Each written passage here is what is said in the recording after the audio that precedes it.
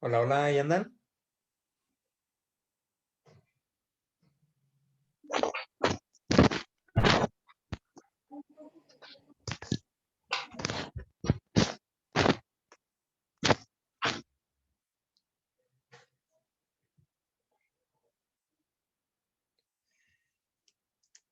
Bueno, vamos comenzando con la clase, le voy aventajando. La primera parte de esta segunda, la segunda parte de esta segunda unidad, nos enfocamos al tipo de investigación. ¿Alguien encontró algo de los tipos de investigación?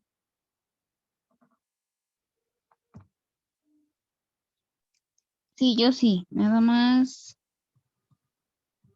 Déjeme abrir el archivo. Ujú.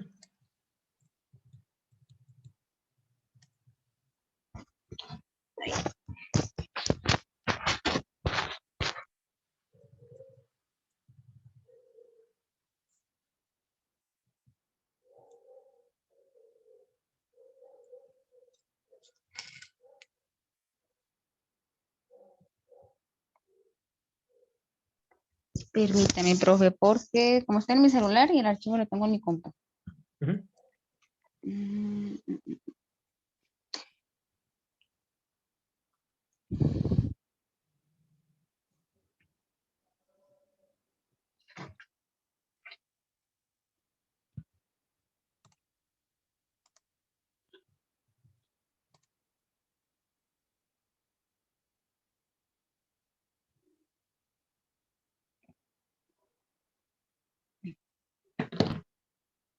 mm,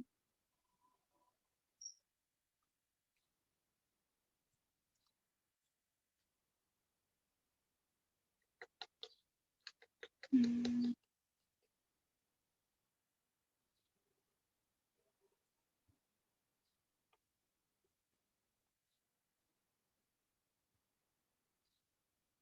Ay, no.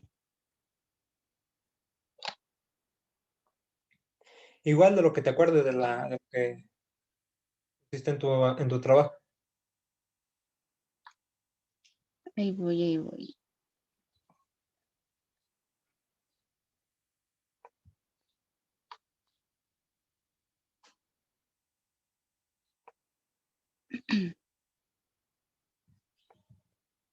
Mm,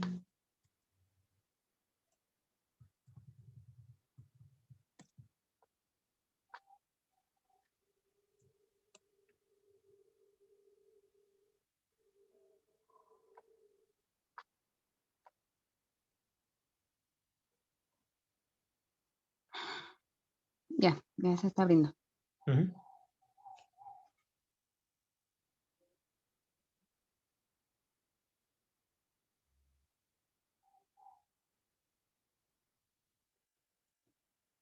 Yo investigué qué era lo de la investigación. Tipos de investigación, investigación teórica. Ujú. Mm, le describo los. Si quieres, vamos las platicando, vamos las comentando y un pequeño resumen. Ok, bueno, Sí, la porque teórica son es. bastantes y les he comentado en muchas ocasiones. Según el autor, varían la cantidad. Hay Ajá. algunos que van más resumidas, que tienen 4 o 5 tipos de investigación, hay otros que se avientan hasta 15, varía mucho ese tema. De igual forma, vamos compartiendo las que tienen ustedes y ya si hay alguna importante que yo considere que sea del conocimiento de ustedes, pues ya la comparto. ¿Va? Ok.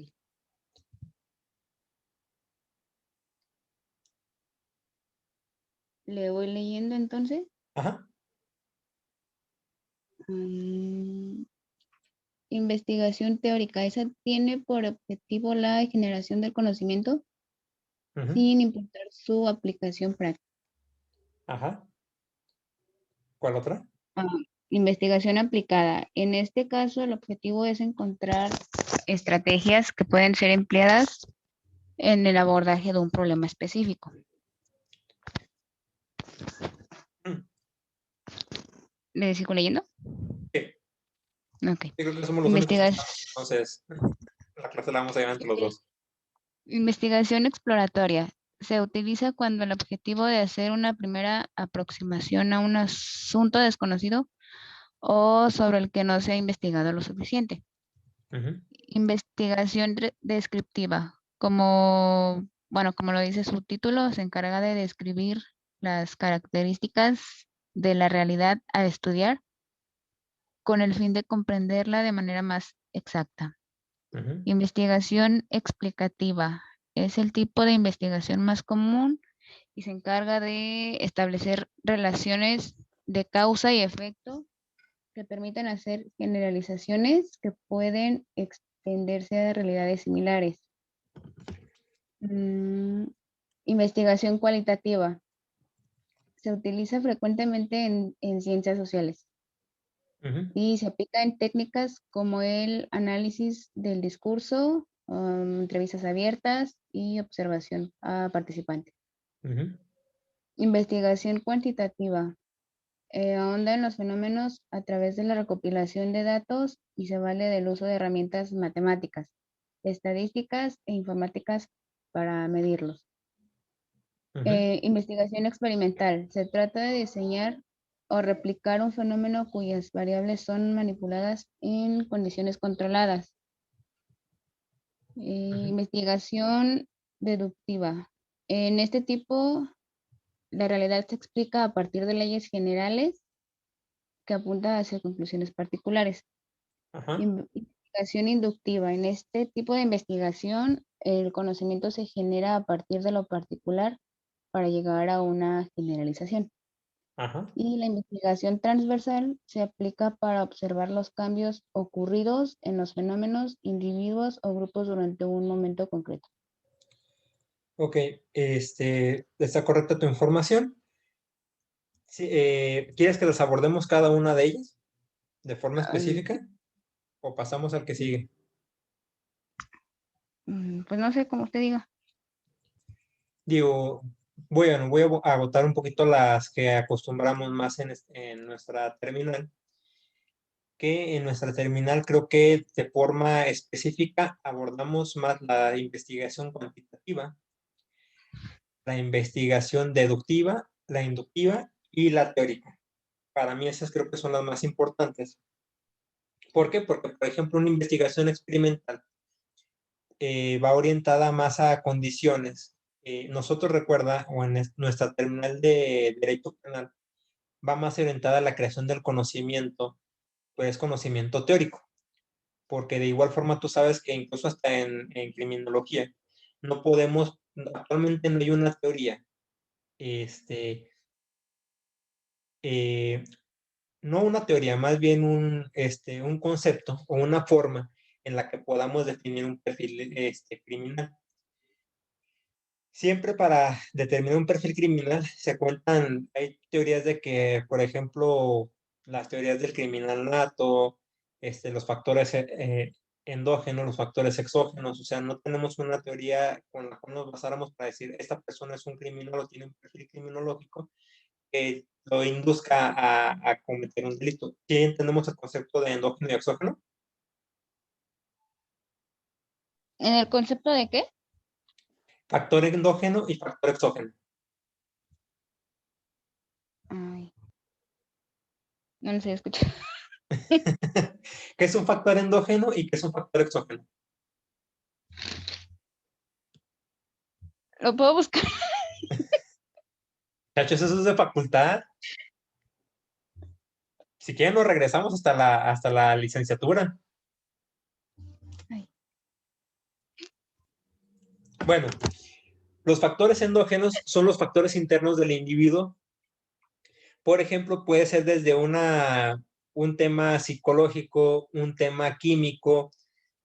Por ejemplo, las personas que tienen un perfil o que tienen algún trastorno psiquiátrico o psicológico, por ejemplo, un trastorno de personalidad múltiple, es un factor psicológico. Una persona es esquizofrénica, ese es un factor químico, porque le hace ver alucinaciones. O sea, esos son factores endógenos, las cuestiones inherentes al ser humano.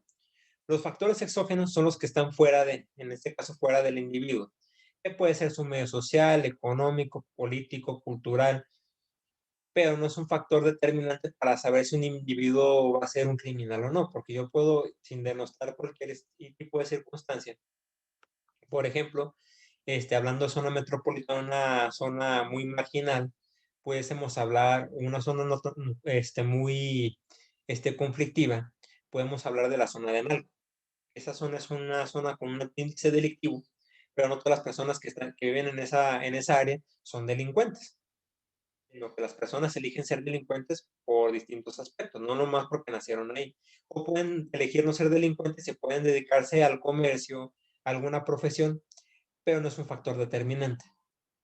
Incluso en el factor endógeno, una persona que cuenta con un trastorno esquizofrénico tampoco implica que vaya a ser un delincuente. En muchas ocasiones sí, esas personas pueden llegar a cometer delitos, pero es por cuestiones de su mismo trastorno. ¿Ah? Maestro, Sí. en cuestión de esos factores del externo, también puede ser las circunstancias, ¿eh? Ahí es donde también entra la neurociencia, porque en un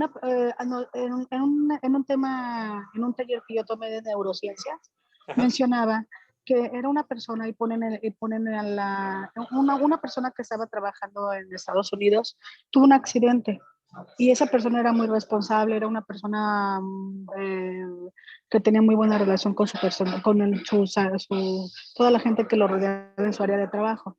Y a Ajá. raíz de ese accidente, empezó a cambiar su actitud y se empezó a ser una persona violenta, una persona agresiva, bueno, es lo mismo, que ya no tenía muy buena relación con nadie ni con su propia familia. Entonces no se explicaban el porqué de su actuar, hasta que ya falleció esa persona. Fue muy conocido este tema, no sé si fue en Canadá o Estados Unidos, y al analizar y meterse a profundidad del asunto fue que ese accidente le provocó esa situación. Entonces muchas de las veces a lo mejor esa persona no es así, pero también factores externos que hacen que explote o que salga a relucir el problema que trae ahí arraigado y que nunca se trató. Y por eso es ese tipo de actuar. Quiero relacionarlo más o menos como ejemplo, pues, porque Sí, también claro, o depende de sea, los factores que lo están rodeando a esa persona. sí, por eso me refiero de forma muy genérica a factores exógenos. O sea, cualquier tipo de factor externo que implique que pueda llegar a cometer un ilícito. Incluso una persona común y corriente, y no sé si lo he platicado con ustedes, incluso hasta el caso de Joao Malek, que fue un delincuente eventual, porque fue un tema muy circunstancial. O sea, no por eso significa que él salga de su casa o salió ese día en la mañana de su casa y diga, voy más tarde voy a salir en mi carro, voy a estamparme con una familia y la voy a matar. O sea, son cuestiones completamente externas. Yo generalizaba, por ejemplo, los niveles sociales, económicos, políticos, culturales, pero también hay factores externos circunstanciales que pueden llegar a recaer en ese tipo de eventos. Pero ya desde el momento que tú ya te subes a un vehículo en estado de ebriedad, pues ya tienes ahí, ya sabes tú de antemano que con conocimiento de causa que puedes causar un accidente. Sí, pero no Entonces ahí fue sabes. un accidente imprudencial. Bueno, pues no sabías que te ibas y pues iba a madres, creo, ¿no? Perdón por la expresión. Sí, pero volvemos a lo mismo, fue un tema circunstancial. O sea, él no en la Sí, mañana, incluso cuando estaba tomando, dijo, ahorita voy a salir y voy a estamparme, voy a matar a una persona, sino que fue completamente un tema de responsabilidad, que él conocía las consecuencias de estar en estado de ebriedad. Es como el tema del gato de Schrödinger, o sea, puede o no causar el accidente. Es un tema incluso hasta andando bien, tú puedes andar bien, una persona se atraviesa de forma imprudencial la calle, que lo hemos visto en muchas ocasiones, y ya mataste a una persona. O sea, tú incluso sin tener técnicamente responsabilidad. Pero sí tienes responsabilidad porque si vas a un exceso de velocidad, si en una zona de 40 kilómetros vas a 50 kilómetros, causas un accidente, ya se vuelve un delito imprudencial porque no estás respetando los límites de velocidad. Y tú independientemente de eso no vas en estado de ebriedad. Digo, son temas circunstanciales o eventuales que pueden llegar a suceder. Incluso hasta si no le das mantenimiento a tu carro y te quedas en frenos, es un delito, es una circunstancia eventual. Hay demasiados factores externos que pueden llevar a cualquier persona a cometer un ilícito. No necesariamente debe de existir la intención y lo sabemos. Bueno, volviendo al tema de la clase, nosotros recuerden que somos más de temas cuantitativos, no cualitativos, somos más temas teóricos, porque nosotros vemos el comportamiento de la sociedad. Hay muchas ocasiones que si nos basamos en números para determinar la gravedad de un delito o para reformar conforme a la gravedad de un delito o el incremento en ese tipo de delitos. Pero realmente sobre lo que se debería de reformar, lo que se debe de reformar es porque se están cometiendo ese tipo de delitos. Volvemos a lo mismo, pueden ser factores sociales, culturales, económicos, internos, externos. Y volvemos a lo mismo, o sea, nuestra función como juristas o como peritos en derecho es crear conocimiento, pero nosotros no podemos cuantificar el tema de por qué se comete ese delito. Actualmente no nos encontramos en esa posibilidad, en esa capacidad de determinarlo. Por lo tanto, regulamos la norma en base a números o estadísticas que nos arrojan por la cantidad de delitos. Pero aún así no podemos regular para inhibir esa conducta o para atacar esa conducta. ¿Sí me voy a explicar? En su momento, cuando ustedes hacen sus temas de tesis o sus protocolos, o incluso ya está su tesis en forma, es muy raro que aborden temas cuantitativos. En nuestra materia es muy complicado generar temas cuantitativos, que siempre son cualitativos, o pueden ser combinados los temas de investigación. Puede ser un tema cuantitativo inductivo, o sea, no necesariamente te tienes que casar con uno, puedes abordar o puedes tomar elementos de uno y otro. Digo eso solamente para que lo tomen en consideración, no porque vengan segregados en los tipos de investigación, se deben de enfocar únicamente a uno, pueden combinarlos. A final de cuentas, cada uno tiene sus reglas para poderlo llevar y pueden combinar esas reglas o esa metodología, combinar uno y otro. De hecho, en la clase, en la tarea pasada, mencionaba eso, de que no te tienes que casar con un solo método, que depende de las necesidades que tú tengas, es el método que tú vas a utilizar para llegar al fin deseado, ¿no? Y lo comentábamos también en la clase pasada. No necesariamente porque salga una hipótesis negativa significa que tu investigación esté mal. Solamente cambias el enfoque de tu investigación. Porque esa conclusión negativa a la que llegaste, obviamente no vas a reafirmar una teoría negativa. Sería que esa teoría que tú tenías resulta negativa, pero es un conocimiento nuevo. Si ya existe una teoría negativa y tu investigación es buscar la forma o la investigación va orientada a acreditar la positividad de la misma y te sale negativa, pues esa investigación está mal porque ya acreditaste algo que ya estaba reafirmado. Si tu investigación, o por ejemplo, viceversa, si la investigación o la hipótesis actual o la teoría actual es positiva y tu hipótesis es buscar la negatividad de esa hipótesis, está correcta esa hipótesis. Pero si tu hipótesis, igual forma, busca hacerla, das conocimiento nuevo orientado a la positividad de la misma y sale negativa, únicamente cambias el enfoque siempre y cuando sea conocimiento nuevo. O sea, no pasa absolutamente nada, solamente cambiar el enfoque de tu investigación. No significa que tu investigación esté mal, porque me ha tocado muchos casos en que los alumnos, o en ese caso, las personas que están trabajando en su tesis, se frustran porque ya casi por concluir su investigación resulta negativa la misma. No tienen por qué frustrarse, únicamente cambian el enfoque. ¿Va?